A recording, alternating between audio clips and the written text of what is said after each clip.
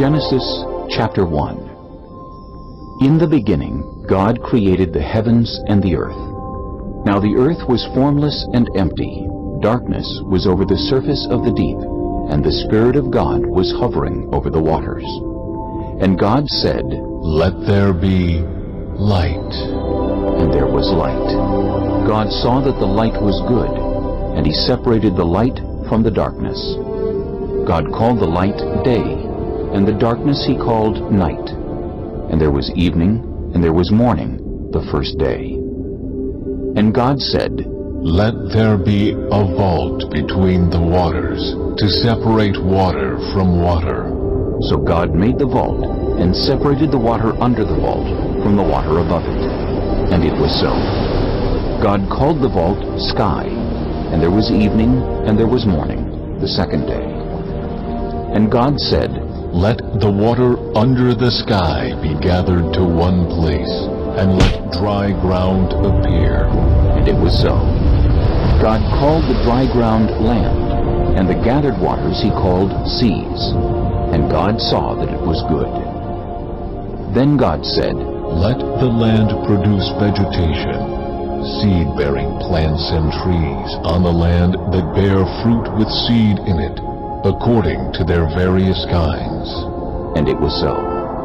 The land produced vegetation, plants bearing seed according to their kinds, and trees bearing fruit with seed in it according to their kinds. And God saw that it was good. And there was evening, and there was morning, the third day. And God said, "Let there be lights in the vault of the sky to separate the day from the night, and let them serve as signs to mark sacred times and days and years. And let them be lights in the vault of the sky to give light on the earth." And it was so. God made two great lights, the greater light to govern the day, and the lesser light to govern the night. He also made the stars. God set them in the vault of the sky to give light on the earth, to govern the day and the night, and to separate light from darkness. And God saw that it was good.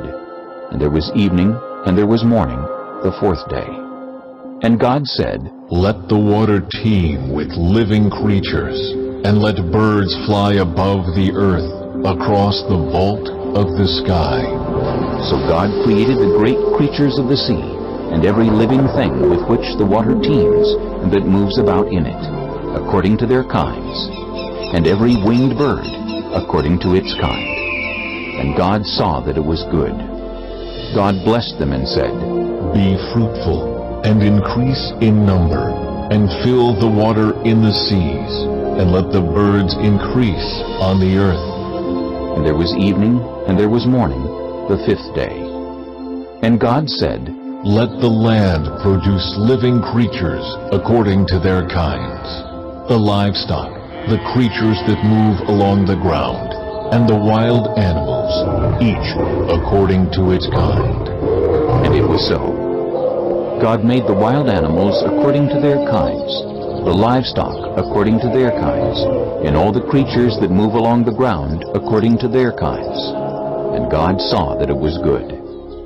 Then God said, "Let us make mankind in our image, in our likeness, so that they may rule over the fish in the sea, and the birds in the sky, over the livestock, and all the wild animals, and over all the creatures that move along the ground."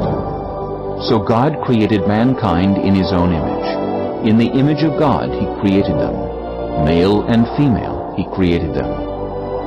God blessed them and said to them, "Be fruitful, and increase in number. Fill the earth, and subdue it. Rule over the fish in the sea, and the birds in the sky, and over every living creature that moves on the ground." Then God said, "I give you every seed-bearing plant on the face of the whole earth, and every tree that has fruit with seed in it. They will be yours for food.